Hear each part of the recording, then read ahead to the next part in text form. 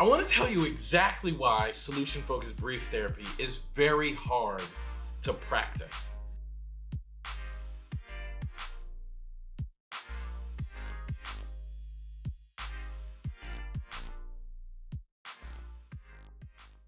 So I was in a meeting earlier today with a bunch of people who are not psychotherapy professionals. We're working on a project together. We were having a meeting and I was explaining to them what solution-focused brief therapy is. And I find that this is a really difficult process to explain to people who didn't study it in school as a part of their graduate studies and haven't been practicing it for years.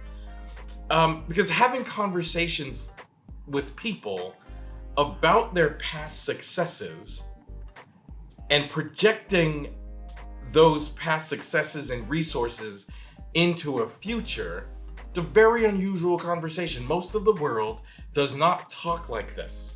Most of the world does not interact like this. Most of the world, this is just not the way that we interact. But here's what I think, and I hope that this makes it more clear to you on what we're doing in the session so you can then experience it as more straightforward. And I hope the explanation I gave today will be an explanation that you can use because I think it makes it so much more clear. But what I think a solution-focused brief therapist is doing is utilizing hope and making a hoped-for future tangible. Because once someone has a hoped-for future and they believe that it could be true, once we have the grand idea of hope, but we make it tangible so that it is real and it is something that can happen in a person's life, then it changes the way they pursue that good thing, right? It changes the way they go about pursuing and creating their future. So an example would be, in solution-focused brief therapy, we ask people about their past, right? So what do you best hope for? I'm talking, I want to be happy. So can you tell me about a time in your past when happiness was in your life, even if it was just there for a bit? Because we're asking about that past because if the person can acknowledge that happiness has been a part of their story in the past, then it makes it more tangible and more realistic that it could be a part of their life in the future. That's what makes this approach so amazing, is we take people's intangible hopes and make them tangible ideas on what people can achieve and accomplish in the future. That's the magic of solution-focused brief therapy. I think, in fact, that's the magic of psychotherapy. So when you're working with your clients, I want you to remember, I'm not just doing a description for description's sake. I'm certainly not just talking about miracles.